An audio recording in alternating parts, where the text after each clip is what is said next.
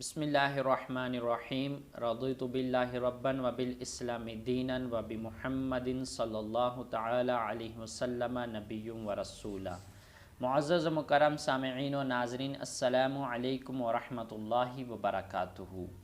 جیسا کہ آپ جانتے ہیں کہ رمضان المبارک میں جو روزے ہم پر فرض ہیں، ہم ان کے متعلق آپ تک مسائل پہنچانے کی کوشش کر رہے ہیں۔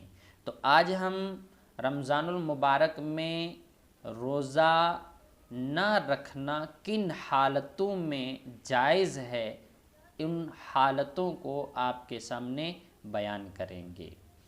یعنی روزہ تو ہر مسلمان عاقل بالغ مقیم اور روزے پر جو قادر ہو اس پر فرض ہے، مگر وہ کون سی حالتیں ہیں، وہ کون سے عذر ہیں جن میں روزہ نہ رکھنے کی اجازت ہے۔ تو سماعت کریں وہ حالتیں، اور ان حالتوں کی قدر تفصیل بھی ہم بیان کریں گے۔ امید ہے آپ مکمل سماعت کریں گے، سمجھیں گے، یاد رکھیں گے اور اس علم کو دوسروں تک ضرور پہنچائیں گے۔ وہ حالتیں ہیں سفر کا ہونا، عورت کا حاملہ ہونا، بچے کو دودھ پلانا، بیماری کا ہونا، بڑھاپے کا ہونا، ہلاک ہونے کا ڈر ہونا، اکراہ شرعی ہونا، نقصان عقل ہونا اور جہاد کا ہونا۔ یہ سب حالتیں روزہ نہ رکھنے کے لیے عذر ہیں۔ یعنی اگر ان باتوں کی وجہ سے کوئی روزہ نہیں رکھتا تو وہ گنہگار نہیں ہوگا، لیکن ان حالتوں کے ختم ہونے کے بعد، ان عذروں کے ختم ہو جانے کے بعد ان چھوڑے ہوئے روزوں کی قضا یہ فرض ہے۔ یہ مسئلہ ساتھ میں ضرور یاد رکھیے گا۔ اب یہاں پہ جو حالتیں ذکر ہوئی ہیں ان کی قدر تفصیل سماعت کیجئے۔ پہلی حالت ہے سفر۔ تو سفر سے کیا مراد ہے؟ تو یہاں سفر سے سفر شرعی مراد ہے، یعنی انسان اتنے دور جانے کے ارادے سے نکلے کہ یہاں سے لے کر وہاں تک پیدل 3 دن کی راہ ہو۔ سفر کے متعلق کچھ اور مسائل سماعت کرتے چلیں کہ اگر انسان دن میں سفر کرے اور اس دن روزہ ہو تو افطار کرنے کے لیے یہ جو آج کا روزہ ہے یہ عذر نہیں، آج کا جو سفر ہے یہ اس روزے کے لیے عذر نہیں ہے۔ لیکن اگر کوئی انسان روزے کو توڑ دے گا تو کفارہ لازم نہیں آئے گا، مگر گنہگار ضرور ہوگا۔ اور اگر اس دن انسان سفر کرنے سے پہلے ہی روزہ توڑ دے پھر سفر کرے تو کفارہ بھی لازم آئے گا۔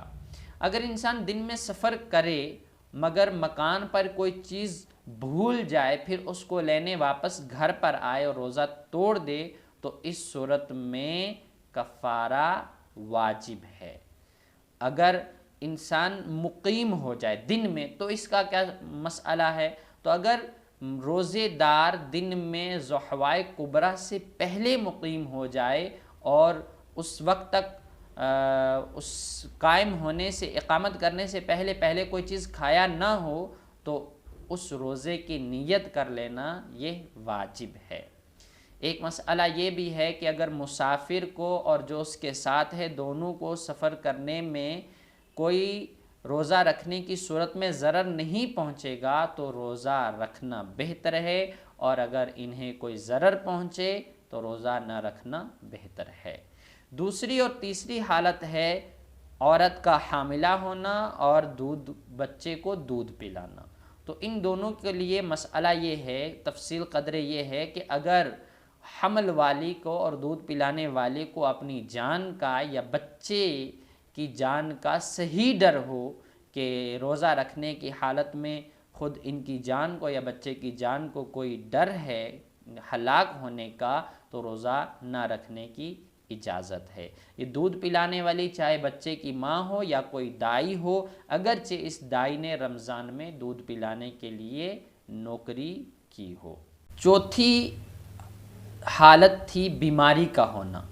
تو بیماری کے متعلق ضرور یہ تفصیل سماعت کریں، کیونکہ معمولی سی بیماری عذر نہیں ہے، بلکہ ایک ایسی بیماری کہ ایسا مریض ہو کہ بیماری بڑھ جانے کا یا دیر میں اچھا ہونے کا، یا تندرست ہے مگر روزہ رکھے گا تو بہت زیادہ بیمار ہو جانے کا گمان غالب ہو، تو ایسی صورت میں روزہ نہ رکھنے کی اجازت ہے۔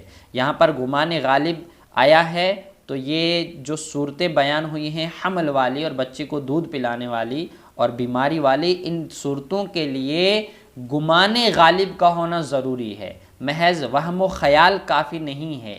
اب گمان غالب کیسے ہوگا؟ تو اس کی 3 صورتیں علماء نے بیان کی ہیں۔ پہلی صورت ہے کہ کوئی نشانی پائی جاتی ہو، یعنی بدن میں بہت زیادہ کمزوری ہو کہ روزہ رکھے عورت، حاملہ عورت یا دودھ پلانے والی یا کوئی انسان جو بیمار ہو تو وہ ہلاک ہو جائے گا، اس کی جان جانے کا ڈر ہے، تو کوئی ظاہری نشانی گمان غالب کے لیے پائی جانی چاہیے۔ دوسری صورت یہ ہے گمان غالب کی پہچان کی کہ اس شخص کا اپنا تجربہ ہو، اور تیسرا یہ کہ کسی ماہر مسلمان طبیب نے جو فاسق نہ ہو یہ اسے خبر دی ہو کہ تم اگر روزہ رکھو گے تو تمہاری جان کو یا بچے کی جان کو ہلاک ہونے کا ڈر ہے، تو اس صورت میں روزہ نہ رکھنے کی اجازت ہے۔ مگر یاد رکھیے کہ آج کل کے جو ڈاکٹر ہیں اکثر وہ فاسق ہوتے ہیں، غیر فاسق نہیں ہوتے، یعنی شریعت کے تقاضے کو پورا نہیں کرتے ہیں، تو محض ان کا کہہ دینا یہ روزے کے لیے عذر نہیں ہوگا۔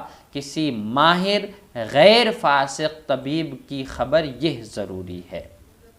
یہاں تھا ایک حالت تھی کہ ہلاک ہونے کا ڈر ہو، تو ہلاک کیسے ہلاک ہوگا؟ یعنی اتنی بھوک ہو یا پیاس ہو کہ کچھ کھانے اور نہ پینے کی صورت میں اس کو ڈر ہے کہ ہلاک ہو جائے گا، جان چلی جائے گی، تو روزہ نہ رکھنے کی اجازت ہے۔ اسی طریقے سے اگر کچھ کھائے گا نہیں، پیے گا نہیں اور عقل مکمل خراب ہو جائے گی تو بھی روزہ نہ رکھنے کی اجازت ہے۔ ایک ہلاک ہونے کی صورت یہ ہے کہ اگر کسی کو سانپ نے کاٹ دیا ہو اور روزہ نہیں توڑے گا تو بھی ہلاک ہونے کا ڈر ہے، تو اس صورت میں بھی روزہ نہ رکھنے کی اجازت ہے۔ ایک حالت ہے بڑھاپا، یعنی شیخ فانی ہونا۔ شیخ فانی کا مطلب کہ ایسا بوڑھا شخص جس کی عمر ایسی ہو گئی ہو کہ روز بروز کمزوری ہوتی جائے اور روزہ نہ رکھنے سے وہ عاجز ہو جائے، اب بھی نہ رکھ سکتا ہو اور آئندہ بھی اس میں اتنی طاقت نہ ہو، طاقت کی امید بھی نہ ہو کہ وہ روزہ رکھ سکے گا، تو ایسے شخص کے لیے ہے کہ وہ روزہ نہ رکھے، یعنی اس کو روزہ نہ رکھنے کی اجازت ہے، مگر ہر روزے کے بدلے میں فدیہ یعنی دونوں وقت کا ایک مسکین کو پیٹ بھر کھانا کھلانا یا ہر روزے کے بدلے میں صدقہ فطر کی مقدار کسی مسکین کو دے دینا یہ ضروری ہے۔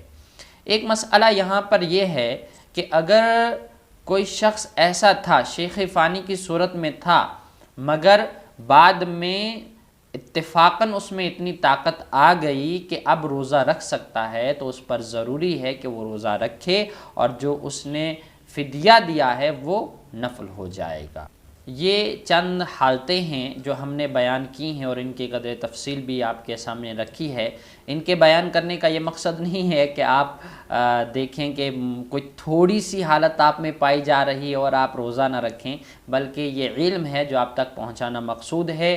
اللہ کا دل میں خوف رکھ کر کے ان حالتوں کو دیکھیں، اگر آپ میں سے کوئی اس حالت میں ہے تو اسے اجازت ہے، لیکن اس کا ہرگز مطلب نہیں کہ معمولی سی بیماری ہے، محض وہم ہے کہ ایسا ہو جائے گا تو روزے نہ رکھے۔ یہ ہمارے یہاں عالمی ہے، اکثر و بیشتر لوگ روزے نہیں رکھتے ہیں، بہانے بناتے ہیں، تو ان کو چاہیے کہ اللہ سے ڈریں، ہرگز بہانے نہ بنائیں۔ یہاں جو حالتیں بیان کی گئی ہیں اگر وہ حقیقت میں حالتیں کسی پر ثابت آتی ہیں تو شریعت نے روزہ نہ رکھنے کی اجازت دی ہے، مگر ان کی قضا ضروری اور لازم ہے۔ وما علینا الا البلاغ۔ السلام علیکم ورحمۃ اللہ وبرکاتہ۔